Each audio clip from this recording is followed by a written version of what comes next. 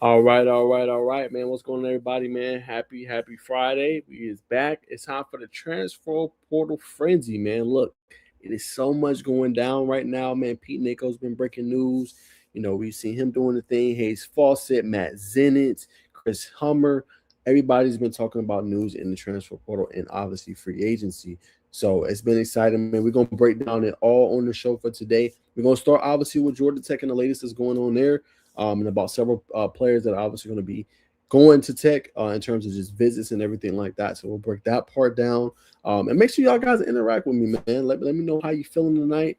And some questions you want answered obviously on the show, but it's a lot to break down as this is the first day of the transfer portal and the evening kind of comes to a close, man. But the news don't stop.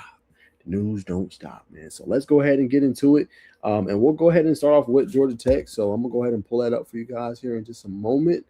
But several news.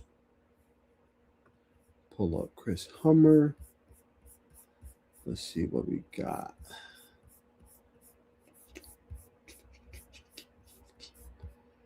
Let's see, Jacob Harris. You know what? I might just pull up SI because this ain't going how I want it to. Okay, bear with me, y'all. Bear with me. Okay, all right, here we go, y'all. So I'm gonna pull up SI so y'all can obviously see. But this one is big. It's gonna be very interesting. Georgia Tech's had so many different switches at position coaches, and team's gonna look vastly different, right? One thing they've kept intact is obviously defensive line coach. I haven't heard anything. Jess Simpson, he's still there. Obviously coaching the defensive line. They still got obviously Coach Pope as well, who's there. But Makai Baru is a guy that's played at a high level so far in his collegiate career. Played here at local Creekside High School. Played in the state championship, and over the course of his career, 35 tackles. I think he got 2 sacks and a forced fumble. But this would be a really good get for Georgia Tech. He's the number 4 defensive lineman in the portal. So he would be an amazing get for the Yellow Jackets and what they're trying to accomplish. But like I said, according to Matt Zenitz, he's places he's supposed to visit is Arkansas, Ole Miss, Georgia Tech, and then obviously Kentucky. So this kid is a guy that will really help out their defense, right? Remember, the run defense was a little porous last year, right? They were like top 90, I think it was, or number 95 or 93 in run defense this past year, right? That's not going to get it done. Yes, does it matter when it comes to, you know, stopping people? Does it matter when it comes to making sure you're getting the right personnel in place and stuff like that? Yes, but a lot of times the gaps were so wide open. Sometimes the linebackers will misplay the gap, so on and so forth, right? I do think they have the linebackers in place in order to, stop people, in order to do what they need to do. I know there's been some missed tackles and things like that, but you also need people to eat up that space. And that's what Makai Baru is. He's a guy that's going to eat up the space for you, play at a high level, and with his frame, he eats up, that space. And then he create that pass rush too. And remember, they're replacing 4 guys on the defensive line in the interior alone, right? Akilo Stone, Jordan Vandenberg. You look at, excuse me, Jason Moore, Matthew Alexander. So they're losing a lot of pieces right there. So you need a guy of this caliber. And Georgia Tech has been really missing them game records. You know what I'm saying? So this is a really good, I think, will be a potential get for them. They're gonna have to beat out some SEC programs to land Makai. But one thing we seen in the 2025 transfer cycle for Georgia Tech, we seeing them consistently go after the guys formerly of obviously, the Georgia area, right? The Metro Atlanta area. That is what they did at a consistent level all throughout. You know what I'm saying? So I think that is very interesting to say the least. And I think you could see the kind of the same thing this year, with them. So Makai would be a great pick up, I think, honestly, for them. All right, we got a question. Appreciate you tuning in, brother. Why are all the coaches leaving? I don't know. That's a good question, man. I think they had a successful year, and I think when you have a successful year, you're going to lose some coaches. They've lost a good amount. I can't speak that I've seen anything different from coaches when interacting with Key. It seemed like everybody was in unison and cohesion together. So I'm not sure. I really think if I had to say why they're leaving, I think the opportunity, right? And I think part of it is Coach Key probably wasn't satisfied on some accounts of how the team looked in certain aspects of the year, right? When you go back to the NC State game, right? Defense gives up 48 points. You go back and look at the Boston College game. So I think it was aspects he wasn't maybe necessarily satisfied with. And I think he said, hey, you know what? We're going to look in a different direction. We're going to get this person instead, or we're just going to try to find somebody else. We trying to get this team to the next level, 7-6, 7-6, and then you go 9-4. We're trying to take that next step forward as a program. So I think that's part of it. I think the other part of it is just the opportunity, right? No disrespect. I like Georgia Tech, but I think it's a bigger opportunity for Coach Faulkner to go to Florida, and if he balls there, that looks better. No disrespect. Like I said, Georgia Tech's a great program, a great brand, but it's not on the level of Florida, right? I think maybe you could say the same, for Jeep Wade, and I think they're just making career decisions. I think that's part of it. You know what I'm saying? And there's no problem in that. It's the same thing if you got a job. Let's say you on your job, they want to pay you a raise, but then you got this next opportunity, they're gonna pay you more money. They're gonna say they're gonna pick you up, and they're gonna also be able to put your daughter through school, right? Then you're gonna consider that other opportunity more. And I think those are both of the things that are going on right now. I think he wasn't satisfied with certain aspects of what was going on this past year, and I think other part of it is coaches are leaving for better opportunities, or so they see or they evaluate. That's all I think it is. You know what I'm saying? And when you have a great team, sometimes you have that, and sometimes coaches want to take that next step in their career. Sometimes coaches want to be at certain programs in certain schools. That's not a knock on Key. That's just sometimes kind of how it goes. So that is, what I think and why people are, going obviously in different directions. Just my thoughts though. You know what I'm saying? Not saying I know, but if I had to take an evaluative metric of it, that is what I would say of why they're all leaving. Now this one's interesting. Social media has kind of been kind of iffy on this one, believe it or not, which I'm kind of surprised about. With Bo Perbula, I know the interception is not the best, 11 touchdowns, 9 interceptions, but I want to take you guys through something. Remember, when Haynes King came over, right, he didn't have the best touchdown to interception ratio, right? He didn't look the best mechanically. But remember, we're talking about Chris Winkie here. We're talking about a guy that has developed quarterbacks at a high level. We're talking about a guy that has had quarterbacks play, in his scheme and thrive and survive, right? You look at Haynes King, he improved every year practically, right? His interception numbers went down. He saw off his first year, 2023, 27 touchdowns, 16 interceptions. And then he improved the following year before he ended up getting injured with a torn labrum, right? So you look at the numbers, again, Fabrula's experienced though, right? He dealt with a dislocated ankle this past year where he missed obviously some games. He led Missouri to a 6-2 start this year, right? So when we talk about Bo Perbula, I'm not saying he's the best quarterback in the portal, but he is one of the top guys. He's at least top 10. So the fact that Georgia Tech's even in this conversation and they're going to host him for a visit says a lot. I think that's a good thing for Georgia Tech. They're going to be able to host Bo Perbula. You know what I'm saying? And again, I know everybody gets infatuated with the numbers, but he's played high-level football. He's played at Penn State. I know it was limited time, but he just played in the SEC and led Missouri to a winning record, right? They were 8-4. He missed some games. He was 6-2 before he got injured. So it's not like this quarterback's, he's trash. He can't play. This is still good because a lot of these quarterbacks, y'all want the certain quarterbacks. Like you go get a Dylan Raiola, you go get a Brendan Sorsby. They're saying Brendan Sorsby could command $4 to $6 million. I don't think Georgia Tech with some of the roster holes they have, they're not looking to deal all that for a quarterback, bro. You know what I'm saying? Especially when you're trying to get more pressure on the quarterback. You know what I'm saying? You're trying to shore up different things in different areas, you know what I'm saying? Secondary, whatever it may be. You're not looking to deal out all that money for that. So the fact they're in this conversation, they're getting a visit from Bo Perbula says a lot. They're probably going to have to beat out Virginia Tech for his services. That is a good thing. If James Franklin want this caliber of a quarterback, that's good. You know what I'm saying? This quarterback is not trash, right? He can play. He just needs to be in the right scheme, the right system, the right coaching around him that can develop him. That's it. Because think about it. He sat 2 years behind Drew Aller. He just got really his first year of starting experience, y'all. So that's what I said. Y'all got to, as fans, give it some time. He showed that he could throw that football. And he could be a bridge quarterback for that 1 year while Graham Knowles gets a little bit more experience too. So this is not the end of the world. This is a decent quarterback. You know what I'm saying? So Bo Perbula being interested in Georgia Tech and wanting to take a visit, y'all, is big. You know what I'm saying? So I honestly, me personally, I like it. You know what I'm saying? Another player I wanted to point out was Lucas Simmons. Huge. This dude is 6'8". What is he, 315, I think, close to. massive offensive lineman for them. So I think that's a real good pickup for Georgia Tech. Him wanting to come and obviously take a visit, a former 4-star recruit. Didn't necessarily play a lot of time with Florida State, but when he did, he played at a high level, highly graded player. Now it's going to be interesting to see they're bringing him for a visit. What they do is this more a depth move for them. We got Malachi Carney, you got Ethan McKinney, right? Are you going to move one of those guys on the interior of the offensive line and then move him on the outside? That'll be interesting. Again, they got to beat out some teams for that, but I'm interested to see like what's their thought process of wanting to bring in a Lucas Simmons into their team. Very interesting to say the least, of what they're going to do, in terms of him. So I think that's another good piece as well, that I wanted to talk about and could potentially help out, obviously Georgia Tech.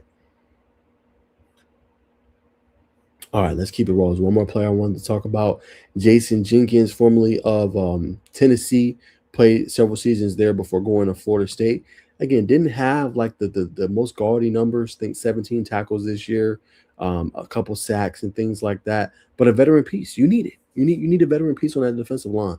Got some young whippersnappers that's going to be ready. Christian Garris, the Andre Fullers, Braden Manley, who looks like he's going to return. So you got pieces that you need at that position, but at the same time, bringing a guy like this that has that SEC, ACC experience, that's only going to help you and obviously your program. So I think that would be massive for Georgia Tech. They're bringing him in for a visit. Top 15 defensive lineman in the portal should help them out wonders, and what they're trying to do, obviously. So this guy can play, at a high level as well. And yes, I've heard through a source too that he has been hired. This hasn't been announced. I have heard that as well, when it comes to their offensive line or the offensive coordinator. So again, it's hard to really peg what Georgia Tech is going to do, and how it's going to look because I don't know who their coordinator is. You know what I'm saying? But maybe you'll get some clarity with whoever the coordinator is with the quarterbacks that are coming. I'm not sure. You know what I'm saying? But I have heard that as well that they have hired, but it has not been announced just yet. So we'll see. But that's going to be massive going forward for Georgia Tech as they rebuild the entire roster and their coaching staff. But I have heard the same thing, there as well, to point out for your brother. All right, let's keep rolling, man. So that's the Georgia Tech news. Again, if y'all have any questions, please shoot them down below. Appreciate you, Anthony Perez, for tuning in. Even though our coaching staff is in turmoil, go Jackets. Yeah, I feel you, brother. I feel you. It is in a little bit of turmoil. But if I have any questions y'all have for me, Georgia Tech related, anything college football related, y'all let me know. But we're going to go through some of the big headlines today, far as the transfer portal goes, big names entering into. And we're going to start with this guy right here, man, Cam Coleman. I told y'all, though, in my TikTok video, I might have did it on YouTube, too. I told y'all Texas was in play for Cam Coleman. Y'all ain't want to believe me, bro. Right? That's what Art's been missing. Y'all seen Art go off against Michigan. 376 and I think 4 tubs. He could use a guy like this. You know what I'm saying? And then we heard Parker Livingstone has hit the portal as well. Right? So Texas is one of those programs, they're going to give you the money. Right? They're going to pay a premium player like this that's going to probably garner $1 to $2 million. Texas will pay that. Texas ain't playing around. They're interested in Blake Gideon. They're trying to bring him back to go along with Will Muschamp. They are not messing around, right? They are trying to rebuild this roster, and they have 4 running backs hit the portal this year. They ain't playing around, and you want to make sure Arch has that kind of caliber of a season, and you want to rebuild that hype going in. You have a performance like 376, going up against Michigan, and then you have that performance, before that, the game before that, and then obviously you bring in a guy like Cam Coleman, can win the one-on-ones, right? Can go deep down the field, right? This is a guy that would be a game changer for you with pair along with Arch Manning. That would be top tier. This is what you want to do. You know what I'm saying? So Texas makes a lot of sense. Texas Tech, they're gonna have the money, man. They're gonna always have the dough to be able to bring you in and be able to get you. But it's gonna be interesting to see what Texas Tech do. Will it be Brendan Sorsby? Right? Will they pay that much money to get a transfer portal quarterback? What will Texas Tech do after having the number 1 portal class that got them to a CFP playoff, Big 12 champion, but they lost to Oregon? What will they do? But he's obviously going to visit Texas A&M next. That was per Pete Nichols I seen earlier today. Texas A&M with Marcel Reed, Mario Craver. I feel like Cam Coleman will ball. You know what I'm saying? And Reed already shown that he's going to throw that football. They're going to run the ball. They're going to be balanced. That'd be a pretty good pick for you too. USC, they're going to need a replacement for Makai Lemon. I think Jacoby Lane might be going too, if I'm not mistaken. So USC, you'll be a firm number one. And then Alabama's interesting. You know what I'm saying? Because then you would stay in your neighboring state. You went to Central Phoenix City, and then you're going to go with Kalen DeBoer, right? Bama do have some questions, though, with everything that happened with Ty Simpson. You know what I'm saying? Obviously, him getting benched, Austin Mack coming in. I think Mack is hitting the portal as well, if I'm not mistaken. So they got some questions at the quarterback spot. Keelan Russell's waiting in the wings. Does he go to that with a little bit more question marks? Would he get a guy out of the portal that got Jet Tamala coming in as well? Alabama's very interesting when we look at the overall roster makeup of their team, right? Might not be the most stable team at the moment. Again, made the CFP playoff, won the game, give them their respect, but at the same time, Alabama looks like a kind of a couple question marks of what's going to happen next, especially with Ty Simpson being benched. All right, we got some questions. Do you think Chris Winkie justify himself? Do you think Chris Winkie justify himself to be offensive coordinator? Okay, great question. I feel like he had a great game plan against BYU, right? And I think I gave him a B or a B minus in the game. I give him that grade because I felt like Winkie did a solid job, especially in the first half. They scored 14 unanswered and 21 points. But the second half, I don't know who responsibility is on, whether it's on King or if it's on Winkie or if it's on head. But like, I don't know if y'all remember, but their time management was not the best, especially at the end of the half. Like they ran the ball. Like you got to be aggressive. You know what I'm saying? In my opinion, right? You want to be aggressive, and you get to that point. You want to get some points. BYU was a pretty good team, as we saw. If you go up 24-10 at the half and you get the ball at the second half, you can double up. But then they ran out the clock, took a late timeout. They get no points. Hail Mary is batted down. Then you go fourth quarter. Haynes King makes an improbable throw on like 4th and 15, bro. Shouldn't have happened. One-on-one coverage. Eric Rivers gets open. He throws a dot. They wasted like 30 seconds of clock. No, 20 seconds of clock towards the end, not taking a timeout, waiting. Like those precious seconds make a difference. And then you get into that 1st and 10. I think you got the 20-yard line. They throw like 3 or 4 shots into the end zone. It's like the talent was there. Malik Rutherford was balling. King, I thought, had a great game. But it's like you can't go 2 quarters without scoring. Like they went 2 quarters without scoring in the game against BYU. So like that was like, a head scratcher to me, especially with like mind y'all. They had several moments. They could have ended the game. It was a 4th and 2 in the red zone. Now look, Aiden Burr is elite, right? He's one of the best kickers you're gonna find. I'm not blaming him. They blocked they made a play. 4th and 2, BYU has shown they can't stop you all game. I'm gonna run the ball to the right. And what made it more perplexing to me that goes on the offensive corner, they went for it on 4th and goal early in the game when it was 7-0. Why you didn't go for it there?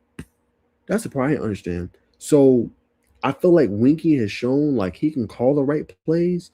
I just feel like the management wasn't the best in those critical moments of the game. I feel like he's not that far off though. That's just me. I don't feel like he's that far off.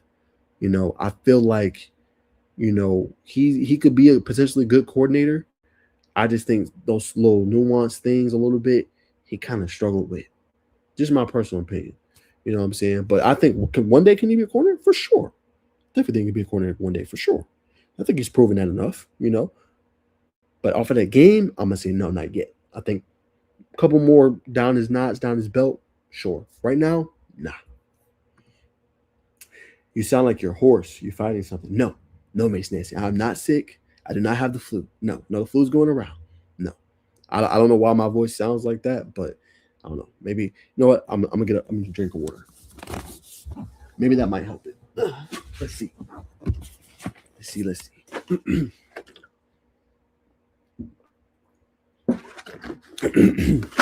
That might be it. I'm not sure, but no, I'm not sick. Thankfully. Hopefully it stays that way. But back to Cam Coleman. But yeah, these are the visits he has coming up, right? So I think it's very interesting when you say, at least for him, somebody's landing the dog. And he's an NFL caliber talent. And it sucks because we didn't even mention Cam Coleman as nearly enough as one of the top receivers, right? We had Skylar Bell from UConn, Danny Scudero from San Jose State, Jeremiah Smith, Makai Lemon. We didn't even mention him this year. Like Malachi Tony got talked about more than Cam Coleman this year.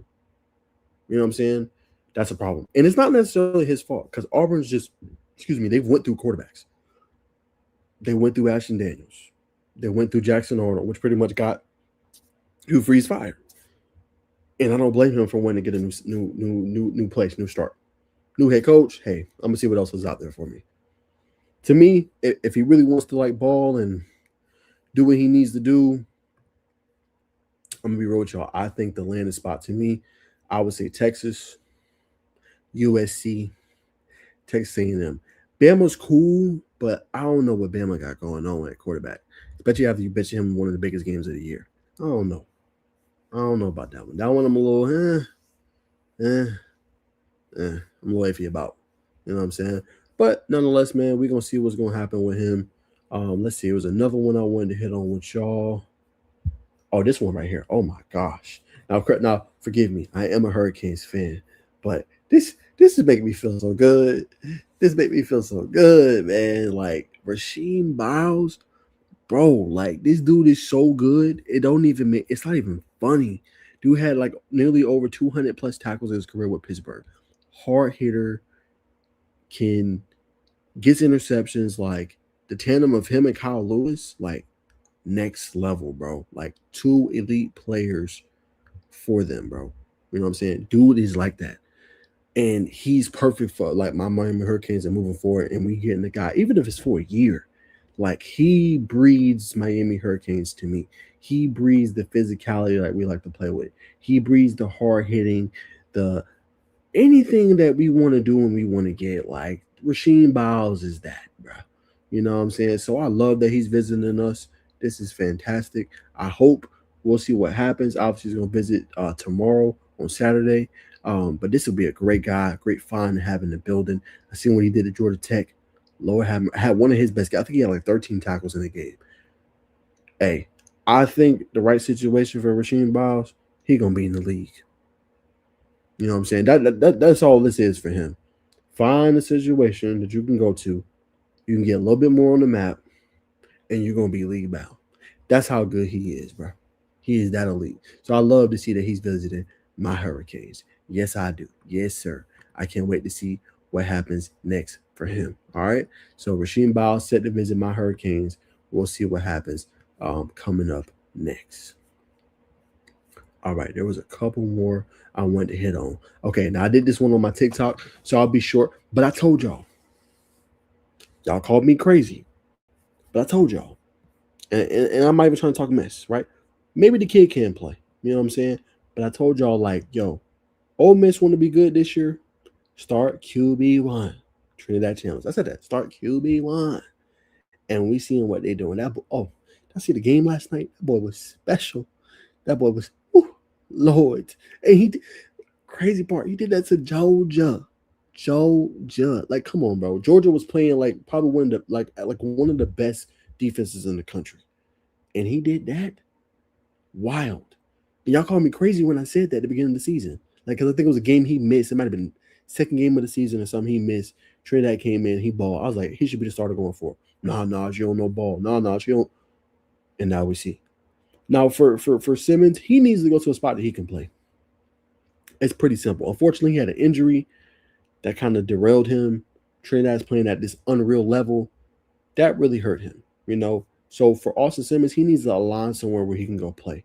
A Baylor, you know what I'm saying, would be a good landing spot for him, you know, potentially. Maybe Arizona State, along with Kenny Dillingham. They're trying to replace Sam Leavitt. Excuse me. He needs to go to a place that he can go play and he can kind of start from day one, right? Because if he got 2 years of eligibility left, didn't have the best season, 477 yards, 4 tubs, 5 interceptions. Austin Simmons needs to go somewhere where he can start. It's that simple, right? Because you're running out of time at this point.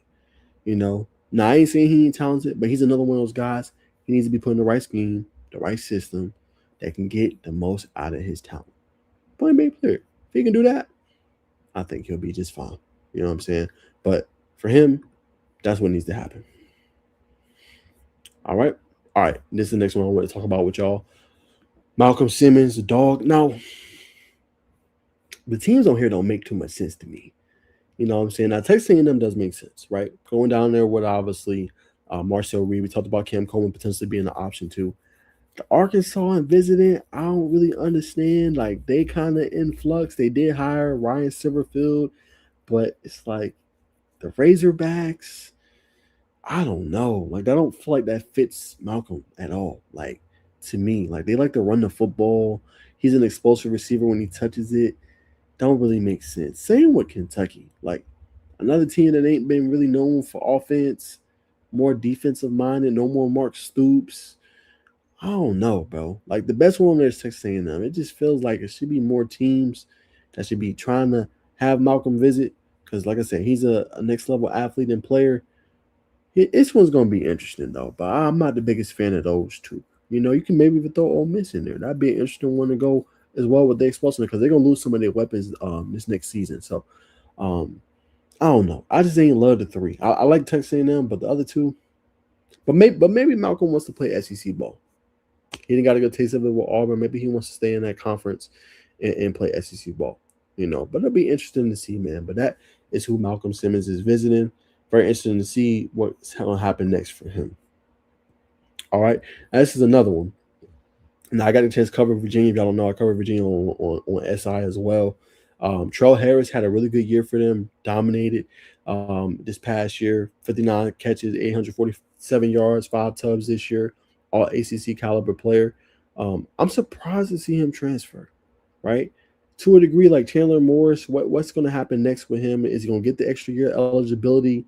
And then for Virginia, who's been in the conversation, looks like with DJ Lagway, they on the list in terms of teams that appeals to him a little bit. I am surprised to see with the All ACC year, he got the ball a lot. He was a big feature part of the offense.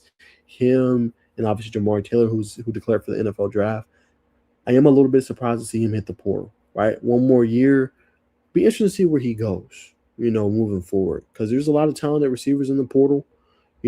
Obviously he can land, somewhere nice. But I felt Virginia gave him, a really good opportunity to win, and this year they came up just a little bit short, not winning the ACC championship game. But then you beat Missouri, obviously in your bowl game in the Texas Gator Bowl, and he played at a high level all year. So this one was a little bit surprising to see him hit the portal.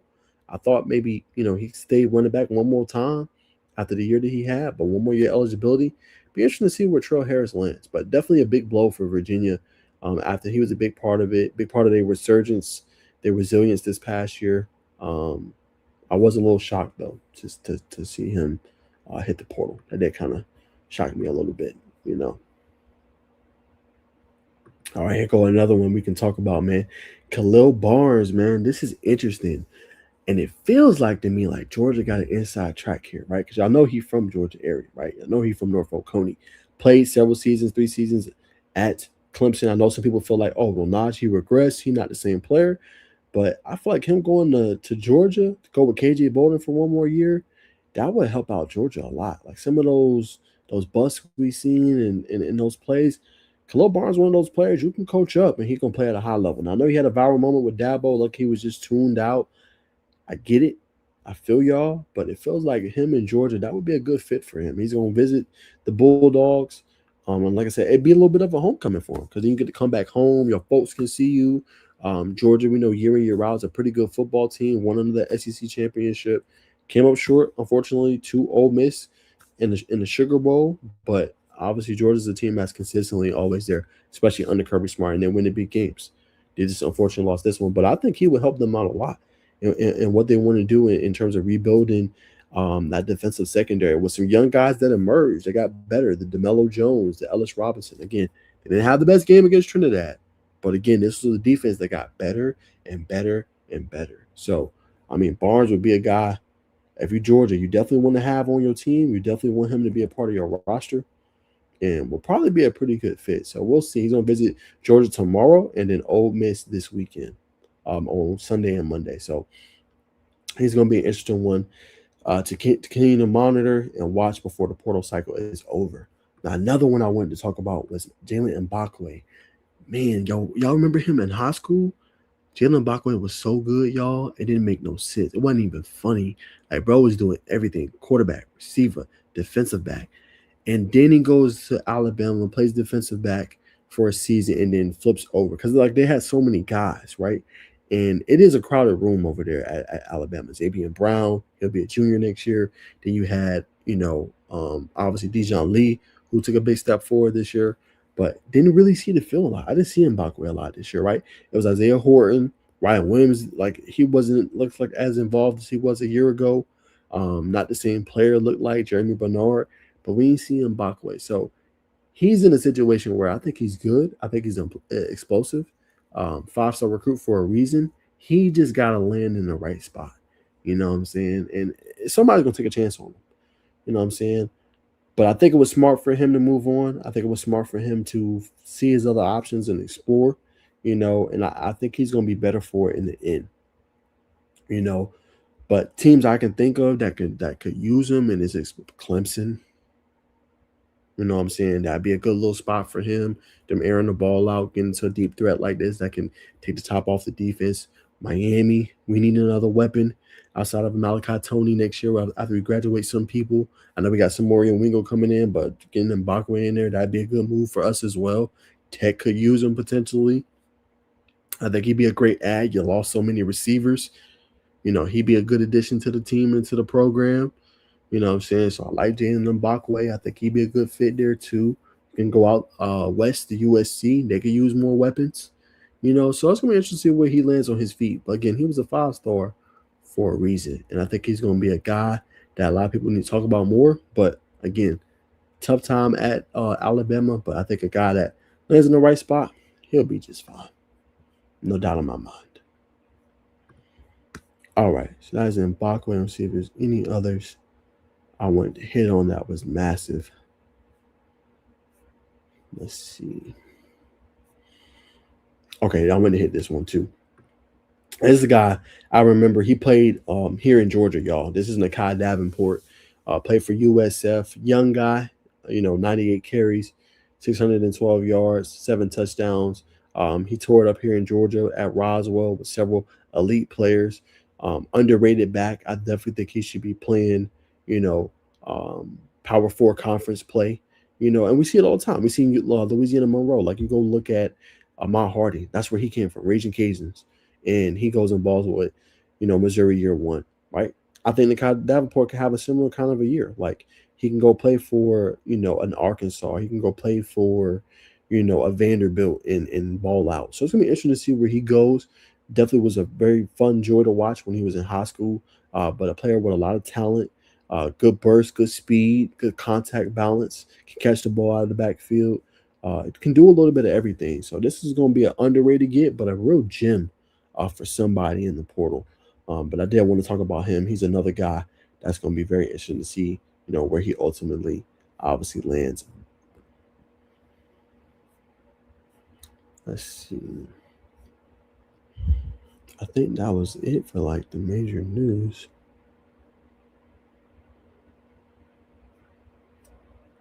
If there's anyone else.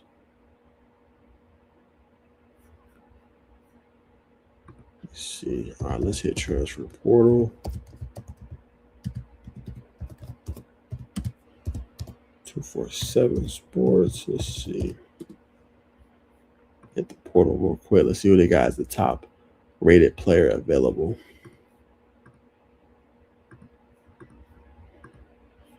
Why did not show in 2026? There we go.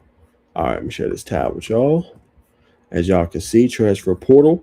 Okay, now Sam Leave is interesting. I think the 2 landing spots for him, again, I don't have any intel, but I'm just looking at fits, LSU, Miami. I feel like some of the best fits for him. They're going to pay him the coin in order to come down there, and he's going to be able to play and start early. Have him as the best rated quarterback there as well. Brandon Shoresby from Denton, Texas. I talked about it in the article. I think he's going to probably land with Texas Tech. Just makes a little bit too much sense for me, and I think that'd be a perfect landing spot for him. Now, Drew Mestemaker, they have him as a prediction. Looks like to Oklahoma State. I believe they hired their coach, if I'm not mistaken, from North Texas. So that would make sense for him to go play D1 ball and play under his head coach there. Cam Coleman, we've talked about him. And then some of those landing spots, USC, Bama, Texas, Texas Tech, Texas A&M. So we talked about that one. All right, Chaz Coleman, true freshman, I think coming out. He was a 5-star prospect, Played a little bit this year, but was very highly rated, y'all, when it comes to the PFF grading system. When looking at run defense grade, pass rush grade, he's definitely heavily coveted. Seems like it's going to be probably one of them up north schools for him potentially, like Ohio State, you know Notre Dame, like one of those high ranking schools. Let's say for Chaz Coleman, I don't think it'll be anybody down south, in my humble opinion. Another guy I talked about that I think Georgia Tech should try to consider is Jaden Woods. True freshman played at a high level, 25 plus tackles this year. I think he had 5 to 7 sacks. Guy right here, man, elite, can play at a high level. 4-star prospect coming out of portal, 96 overall ranking. Kid's a stud. He's from Kansas. Coming out, he was a 4-star prospect. Played at a high level this year, man. So if you want to definitely like kind of change your team, he'd be one I would go after with his height and his weight. Cole Parrish is another good guy from Minnesota. Pete Nichols ruled out or said he is not ruled out returning to Minnesota. But he's a guy I think he would change the defense. I think Georgia Tech should try to get in that conversation for him. Hard hitting, ball hawk, can do a little bit of everything for you. Play in the box, the slot. You ain't gonna find too many more versatile players than Coy Parrish. Like he's really that good. He's that elite. So no surprise to see him as the number 8 player on this list. Amari Miller, we know he played 3 seasons at Colorado, tore it up this past year. I think he had almost 1,000 yards receiving. Dynamic with the ball in his hands down the field. Can do a little bit of everything. Miller is him. Miller just needs that one system, that one team, where he can be more on that stage. Bigger stage he's on, the better Mario Miller plays. He's really like that. So that's going to be an interesting one to follow too in the portal to see what he's going to be able to do. You know what I'm saying as well. Now DeAndre Moore was another player from Texas that hit the portal, weighing his options. Decent player. We'll see kind of what happens with him moving forward. I'll leave it at that one for him. Now DJ Lagway, number 11 on this list, supremely talented in his career, 28 touchdowns, 23 interceptions, right? What's going to be the team that can get the most out of him, right? Baylor's been linked to him a little bit. We've heard about Clemson being linked to him a little bit, Virginia. He needs to go to a place that has elite coaching, a place that can get the most out of his talent, and a place that can kind of develop him to a degree. But again, he got to buy in. Now, and I ain't saying he ain't bought in, but he got to go to a place that he's bought into, they believe in him, and they can set him up for success, right? Because supremely talented. Coming out of Willis, Texas, Gatorade Player of the Year, 5-star prospect, elite. Now he needs to kind of take that next step, take care of the football, things like that. So that's going to be an interesting one to watch. Dylan Raiola, we've seen what he was able to do with Nebraska. Another really good quarterback out of the portal. He's been linked to several ACC programs coming out. Louisville, I know, could probably use him, as a program looking for the next quarterback. Still has another year or so, I think, in college football. He'd be a good pick. Unfortunately had, I think, a fractured fibula, but another guy that could play at a high level. Deuce Knight. We know what happened with that situation. We was waiting on that one to see what would happen. That gives me the inclination that Coach Golish and Auburn's probably going to go after, Byron Brown. That looks like almost like a certified bet to me. And same with Deuce Knight. Just supremely talented, didn't get a lot of opportunities. Redshirt year, still got 3 to 4 more years left for college football. Where will he go? That will kind of get the most out of his talent. You know what I'm saying? Because we see it happen. Like Fernando Mendoza, played at California, transferred over to Indiana, right? Cam Ward, from where he was at, over to Miami, right? We see the difference, obviously, of what happened. We see it all the time. Miller Moss, I'm sorry. Darian Minson from Tulane to Duke. Won an ACC championship this year. Was the ACC leading passer. You just need the right scheme and the right system around you. If you can do that, you're going to obviously ball out. Now, Reed Harris, another one, a toe up Georgia Tech, has had great seasons, dynamic down the field. And what's crazy is he has that ball control, but then he also has the speed to go with that 6'5" frame. So he's another underrated guy. Like if you need a big body receiver, you need a big play guy, Reed Harris can be that for you. So he's a guy I think should definitely, more attention and definitely be in that kind of conversation as one of those ones, you know what I'm saying, and one of those ones you get for your team. I do think he is that good, humbly. So yeah, man, that's my thoughts there, and my thoughts on like who they should obviously go get, and players, that would obviously make a lot of sense. Hold on one second.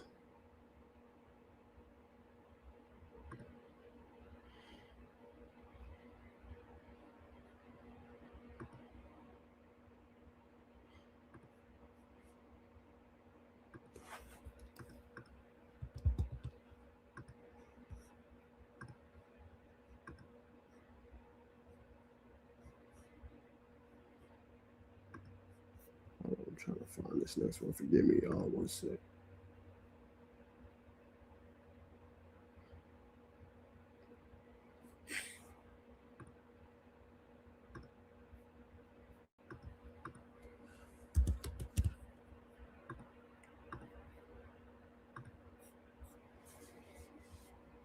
All right. Keep it going. Bear with me, y'all. Sorry about that. All right. Next guy I want to talk to. Now, this one's interesting. Okay. So here we go. All right. We got a couple predictions. Hold on one second. I want to talk about this. Okay. Hold on. I'm trying to find it. Y'all forgive me. Okay. So what's interesting is we know Texas is looking for backs, right? Isaac Brown was an absolute stud for Louisville, right? I think he had like almost 900 yards rushing this year, right? He's from Miami, I believe, if I'm not mistaken. Stud of a running back, right? We know they've always been really good at running backs. Isaac Brown, Keywan Brown, Duke Watson, like they've always had really good backs when it comes to Louisville. Him going to Texas though, and that's the prediction right now. That's massive. That is huge for the Longhorns because you're getting a guy that's healthy, a bell cow, second level, burst, him. Like that's going to completely change their team because almost like you're getting, I don't want to compare him to nobody, but you're getting like a Mark Fletcher kind of a back. Like he's that good. You know what I'm saying? Maybe even better. So that's big for Texas if that's the case. Again, Caleb Hawkins, running back, had a great year this year, true freshman campaign, over 1,000 rushing yards this year. Not surprised to see him trending towards Oklahoma State. They head coach, trying to bring over the talent he just worked with, just on a bigger level. Excuse me, makes a lot of sense. Not too surprised at that one. And the other one we talked about, seeing Deuce Knight hit the portal, right? Ashton Daniels hit the portal. Arnold hit the portal, completely revamping the quarterback room. Not surprised to see Byron Brown as trending or predicted to land with Auburn. Just makes too much sense to me, humbly. You know what I'm saying? So that one I'm not that surprised about, if I'm humbly honest. To see him, in that combo, and to see him obviously predicted to land there, just makes too much sense. All right. Now, this is an underrated one I want to talk about. This guy right here, Nick Marsh. I think he was slated to visit, I think, Notre Dame, maybe Indiana, if I'm not mistaken. Fortunately, just quarterback room. I know they had Aiden Childs, not the best at Michigan State. He just needs a place he can go thrive. I mean, Notre Dame would be a good pick. CJ Carr can play. They're not going to have the same battering ram they had before in Jeremiah Love. But you look at, Notre Dame going forward, they're going to always have a quarterback, right? They have quarterbacks reclassify all the time. They got studs already there. I feel like if I'm Nick Marsh and I want to get the most, out of my talent, I might consider Notre Dame. Look at Malachi Fields, Jordan Faison. Like that feels like a really good bet for me of where I should go. That would be probably mutually beneficial. You know what I'm saying? So that's not a bad pickup. If I'm thinking about it, if I'm Nick Marsh, I could stay up north close to, because Michigan State, where that's at. I think going, East Lansing, Michigan, and then you got obviously South Bend, Indiana. Not the worst thing in the world. Not that much of a move. Makes a lot of sense to me. Okay. Welcome back. Him trending or predicted to go Penn State makes too much sense. Matt Campbell got hired at Penn State. Why would he not want to get his quarterback at least one more year, playing on a bigger level with Big 12? Obviously compared to the Big 10, just makes too much sense to me. I'm saying, humbly. So I think that would be a good pickup, for him. It will help him moving forward. So that's a really good program. I think for him, and will make a lot of sense.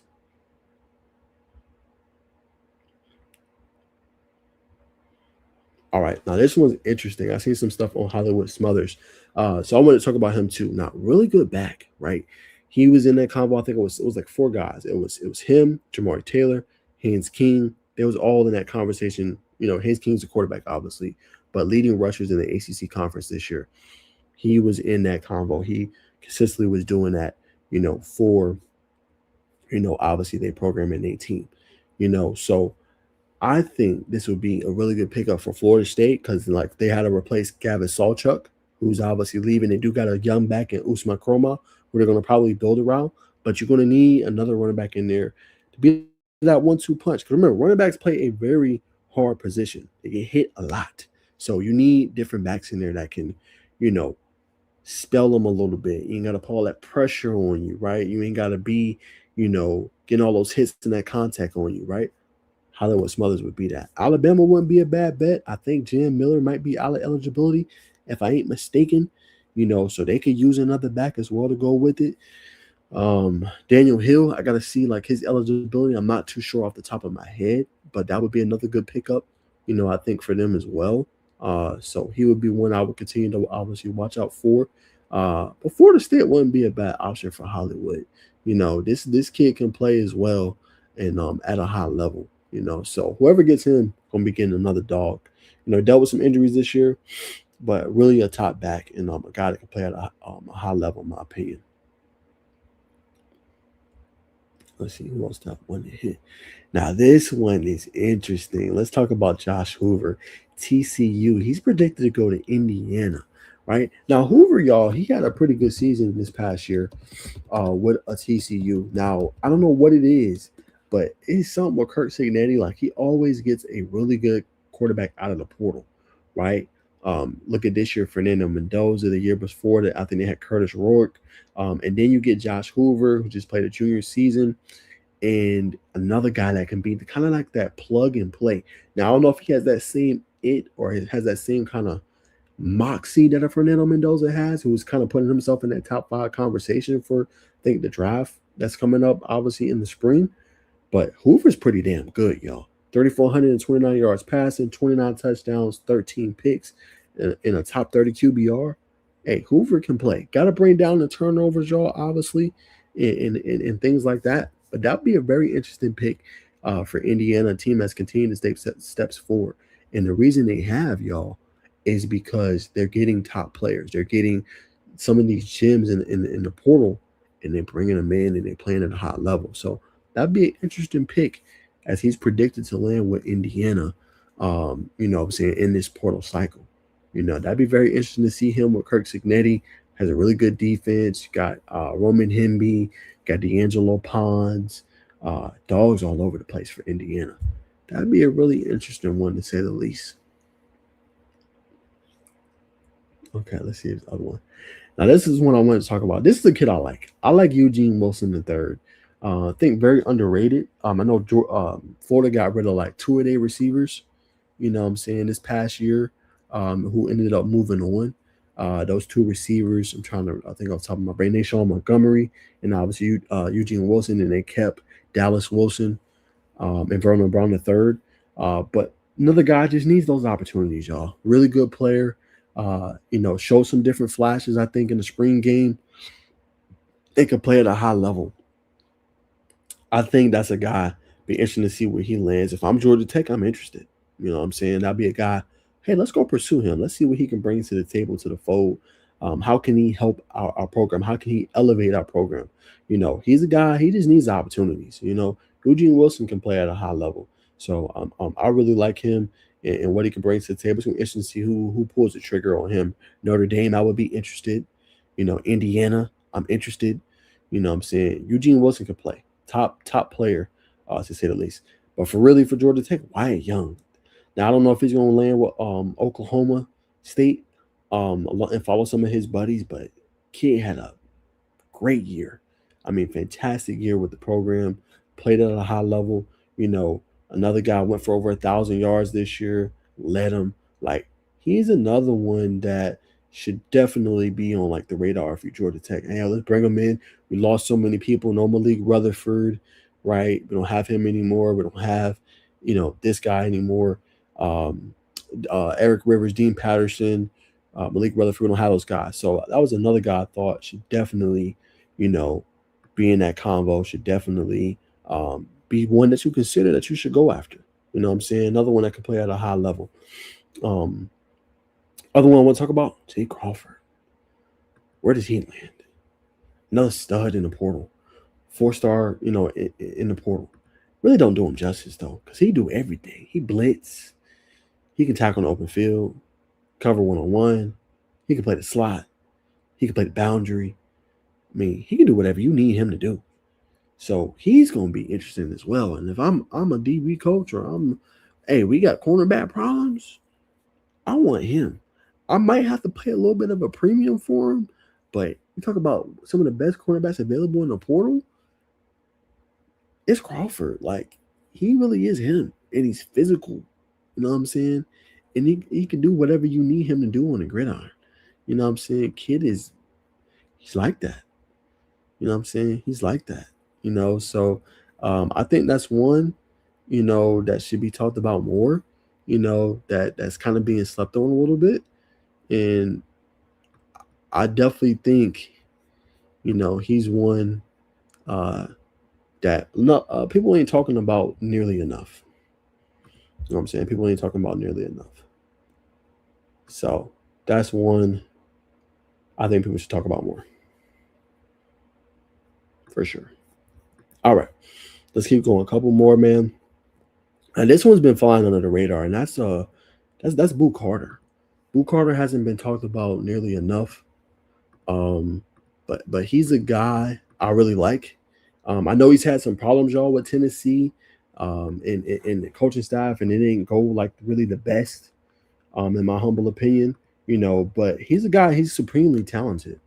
You know what I'm saying? He's a guy that plays, at a high level, and I think definitely deserves more credit, more praise, for what he does. Now again, I know he didn't play at a high level. I won't say at a high level because he forced fumble. I know that he's had some stuff with him in the past, and I know that this was a tumultuous offseason for him, and it just didn't work out, right? It just didn't work out. But that doesn't mean sometimes the best players, you're gonna have a little bit of headache. You know what I'm saying? Like that's kind of a part of it. You're gonna have a little bit of a headache, and players you're gonna have to be like, draw my head a little bit. Like, damn man, you make my head hurt. But when they talented like a Blue Carter, you got to do what you got to do. You know what I'm saying? You got to do what you got to do. But he's going to be an interesting case because he probably got one more season out of him. You know what I'm saying? Before he's gone. So he's going to be a very interesting case to see what happens next, for him, and what teams are going to be willing to take that gamble. Because some might say, hey, Blue Carter's good, but we're taking a gamble from our organization, maybe in the locker room, right? He's more of a self-centered guy. I'm just saying things in those conversations they could be having with everything that went down, obviously, with Tennessee. Those are things they definitely could say. You know what I'm saying? So, very interesting to say the least. Hold on 1 second.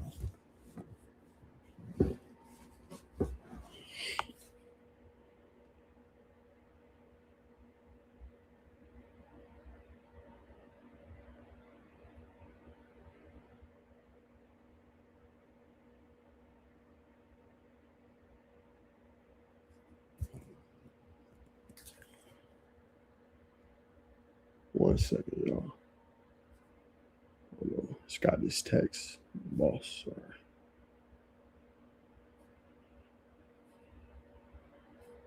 Hold on.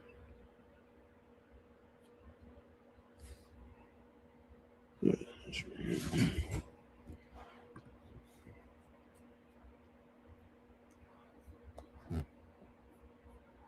All right, hold on. We back. Just got some news too that I want to talk about with text. 1 second. Come bring this back. All right, let's talk about this news I just got. See, somebody sent this to me. Look like Riley Alberts did this though. All right, tech fans. So I want to talk about this. I don't know who this Set Vision Management is. CEO Casey Gunn. I've been seeing stuff all day. Anyways, but this is a big one. So another player again leaving in the portal for Georgia Tech. Not too surprising, but Zion Taylor, gone. But you know what? I do want to say this about Zion Taylor. A player that really got it out the mud. A player that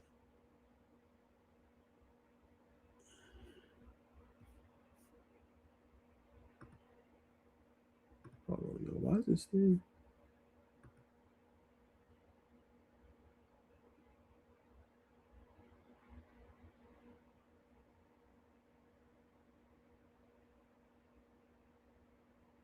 Okay, there we go. But no, a player, y'all. Sorry about that. A player that really got it out the mud. A player that I thought did everything he could do to get on the field, respectfully. But I felt like the receiver room was so deep, right? We talked about the three we already talked about. You had Isaiah Kenyon. He emerged as, one of those top guys for them, second leading receiver on the team. You had Bailey Stockton in there. We talked about him obviously already, you know. But I feel like Zion's time, it just got to a level where it was he just wasn't seeing the field. And then when he did see the field, he wasn't getting the opportunities. But he had to earn it, y'all. Like even going back to the year before when he had Eric Singleton Jr., Malik Rutherford, all those boys, like he still had to earn playing time on the field. And he couldn't always get it. For whatever reason, he couldn't always get it. And it wasn't his fault. I feel like there's a player that stayed down, obviously formerly, played at Parkview and then transferred to Norcross, stayed home. And I can't blame him for wanting to see his opportunities. You know what I'm saying? I simply can't. You know what I'm saying? And he's a guy, hopefully he gets more opportunities in the future. And I don't want to say like, oh, well, Najee's no, he can play. This kid can play. And he plays at a high level. You know what I'm saying? So, it's unfortunate. Got in the rotation. We weren't seeing the field. But it is what it is. It is what it is. But I like Zion Taylor, and I think this time was up. You know what I'm saying? Time was up. He needs to get other opportunities. You know what I'm saying? And again, another blow to Jordan State wide receiver room. Like I said, this team's gonna look completely different. You know what I'm saying? And I don't know if that's a good thing. I don't know if that's a bad thing. You know what I'm saying? That's gonna be something to see. My guy Brett, what's going on, brother? Appreciate you tuning in, man. Appreciate the love. Always, brother. Appreciate the love. Appreciate you tuning in, man. I know you be busy. So I appreciate you tuning in, brother. It means a lot, my guy. All right, let's see. Hit a couple more of these. Okay, cool. We got more predictions from 247. Let's see. Okay, so we were talking about Rasheem Biles. Kenny Mitchie. He's interesting. He played actually pretty decently this year. And did what he was supposed to do with the limited time that he had. Right, he was at Notre Dame, y'all, for like forever, right, and just didn't get a lot of opportunities. Right, I think he had like 200-300 yards, a couple touchdowns this year. But him to Nebraska is interesting with Matt Rule, right? Will he be the favorite for the job going forward, right? Because we already seen Dylan Raiola hit the portal. Dayton Raiola's obviously not going there. He's still trying to figure out where he's going. Almost feels like that kind of could be a package deal. But with Mitchie, Nebraska's really not a bad move for me. I think with him and Matt Rule, I think he can get the most out of his talent. He's a player coming out of high school, highly rated. When he's gotten into games, he performs well. You go look at his pie chart on PFF, his throws down the field past 20 plus yards, deep level throws. He's making them and making them with accuracy. You go and look at his middle level of the field where a lot of quarterbacks struggle, the intermediate, the 10 to 19 range, hitting those tight windows and those zones, the cover fours, the cover threes. He's doing it with regularity and doing it with ease. So that's a really good pick for them. And they usually have talent. They had a good running back this year, Emmett Johnson. They have good receivers on the outside usually. So that might be a great move for Minchie as he kind of looks to put himself on the map. And every year, Nebraska usually starts out pretty good, right? It usually starts out with some good key critical wins. They did against Cincinnati this year. And they're usually always there. They usually slip up when they hit Big Ten play, when you play in the Michigans and you play in some of these top level teams. That's usually kind of when they taper off a little bit. But that's a good pickup potentially for them. And I like the move for Kenny Minchie. If that's where he's predicted to go, that's a pretty good move for him. I think that's going to pay dividends and help him out a lot moving forward. Now, y'all, this is the one we talked about earlier with Parker Livingstone. And it's funny because at some points of the season, he was even their best receiver over Ryan Wingo, over even DeAndre Moore. He made plays, in those moments when they needed to. But again, Texas, they need a revamp of the entire wide receiver room. which is why they're doing what they're doing. Why they talking to Cam Coleman, right? If you can keep Ryan Wingo, that's massive for you moving forward. You add the different pieces to go along with him, right? The Cams, the Malcolm Simmons potentially, if you can go and attract him. Those are guys you need. You need a true wide receiver one. And not saying Parker Livingstone can't play, but he's not a wide receiver one. He's a good wide receiver two, wide receiver three out the slot, can make some plays for you, you know what I'm saying? But being like that main guy, yeah, nah. I would say no. But the kid can play. The kid can play. I'm not gonna say I like this kid can't play and he can't perform at a high level. Kid can play, but at the same time, he not a number one for you. He just not. You know what I'm saying? I don't believe so personally. My thoughts. All right, let's keep rolling. Anybody else? We're gonna do through like the top 100, and then we'll wrap up the show. Anybody else I know that I want to highlight? You know what I'm saying? I obviously talked about Aiden Childs a little bit. You know, gonna be interesting to see where he landed. Got to work on them turnovers, man. Turn over the ball way too much. Underrated player right here, AJ Harris. You know what I'm saying? Another guy just needs opportunities, man, on the field. You know, another guy I think plays at a pretty high level. Tech should show some interest. They've shown the ability to go get guys from Penn State. Look at Jordan Vandenberg, John Mitchell. You know, he'd be a really good addition to the cornerback room. Again, not sure what's going to kind of happen. I think Kobe Jones is still on staff from what I heard. I haven't heard no changes there, but it'd be interesting to see. Probably going to need another depth piece. Going to probably need a new defensive coordinator potentially. We'll see what happens. Again, that's not confirmed yet. You know what I'm saying? But very interesting. They're targeting him. We'll see what happens, obviously, there. Horatio Fields is a guy from, I think he's from Elka, if I'm not mistaken. Oh, no, Douglasville. I'm thinking of the other player. New Manchester. Be interesting to see if Georgia Tech makes a move for him. He's another guy I think that can perform at a high level. Just a really deep wide receiver room, but so many guys transferred, you know what I'm saying, from Auburn, you know what I'm saying, to say the least. Let's move that off. All right, is anybody else I wanted to hit? Let's see. Walker Lyons, USC to BYU. That's not really surprising. We talked about Malcolm. Perry Thompson's another really good receiver, 6'3", 220. You know, definitely should have some interest. Definitely should be a guy that, multiple teams should be after. Just needs a shot, needs an opportunity. I think ACC would be a good fit for him. Any of those teams, North Carolinas, the NC States, any of them teams, I think would be a great fit for him. And he should be able to, obviously land with them. So keep your eye on Perry Thompson and see where he lands. But really good player, I think. One that should obviously be talked about more and things like that, man. But I like his level of play, how good he performs. Definitely a really good player for sure. All right, let's see. Gonna wrap it up here in a second. We already talked about Makai Baru, 4-star, 90 overall prospect, another high-end guy. Really liked. We talked about Mbakwe, who's crazy. Let's see. Obviously trending towards Ole Miss. That does make a lot of sense to me, though. Thinking about Mbakwe and what they have, what they're going to have moving forward. We'll see who'll be the quarterback next year if Chambliss can get another year of eligibility. But what made Ole Miss so good? Their offense was lethal this year, right? They had multiple weapons, right? They had guys that can beat you, right?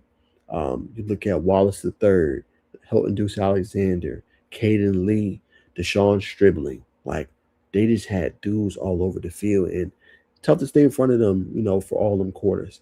Another guy that I think is really good, and I think him going to Ole Miss, that was a good pickup for them potentially. Obviously, he's predicted there, but they land him. That'd be a good fit for him. Chris Barnes, another one, explosive receiver. Formerly, obviously Washington State. Before he ended up, at Wake Forest, redshirt season there, but then Wake Forest burst onto the scene. Another guy I think could take the top off the defense. He ain't the biggest, but he is explosive. He only 5'7", but he one of those like Malachi Toney's. Give him the ball in space, he gonna cook you. A Cavante Turpin, like, yeah, he's that kind of a caliber of a player. Humbly, I think, in a guy that, yeah, if you sleep on him if you want to in space, he'll burn right past you, or he'll take that hitch to the house. That's how good he is. So he another guy. If I'm Georgia Tech, I'm trying to fill my slot. Won't got no Zion Taylor no more. No Malik Rutherford. That'd be a perfect guy to fit right there in that slot. Let him do his thing. Let him cook in the slot. And Brent Keys already talked highly of this guy.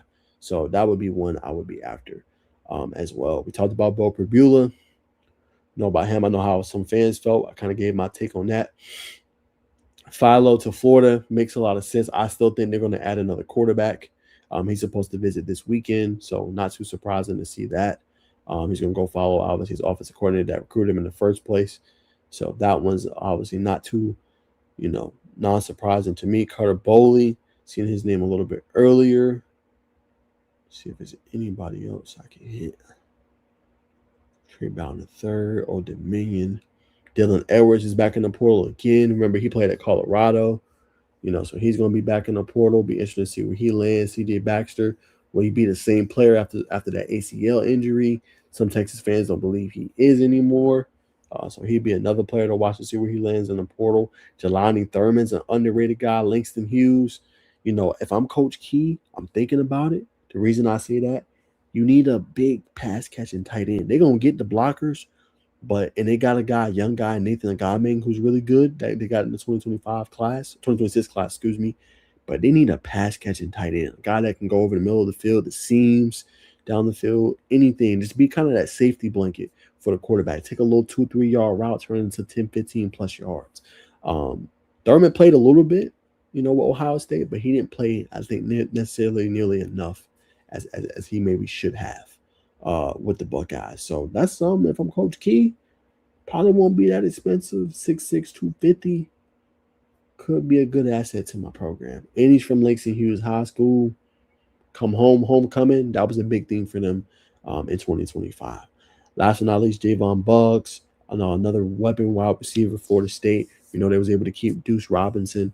But he'd be another guy you think about, boundary, getting past defenders or down the field. Be a great addition to your program and what you're trying to do, man. So there y'all have it, man. Thank you to everybody that tuned in tonight, man. If y'all was active and loaded, y'all know, man, I'm trying to grow this YouTube. So any suggestions y'all have, anything else more y'all want to see, please let me know. I try to, cater to you guys. I appreciate everybody. Over 56 views in YouTube. So thank y'all so much for tuning in. Transfer Portal Frenzy meant a lot. If you ain't subscribed, please like, comment, subscribe. Twitter, I'm gonna try to post more for y'all this year, and give y'all more intel and things like that, and do more shows on Twitter. Y'all ran it up over 152 views, so thank y'all for that. Probably do more of these shows that I do on here. So thank you guys so much for that. Twitch, appreciate y'all tuning in. The certain amount of viewers I had on there meant a lot. Thank y'all. And yeah, man, anything y'all want to see, please let me know. Again, y'all stay tuned. TikTok, YouTube, I'm gonna have content on there. Anything that I see that's noteworthy, I'm gonna respond, react to. If I have any intel, I know I'm gonna supply, man. But hope y'all have a great Friday night. Thank y'all for joining me for all this time. It's almost 11 o'clock. Y'all still on here. So shout out to y'all, man. Love y'all. And I will see y'all in the next one, man. Peace.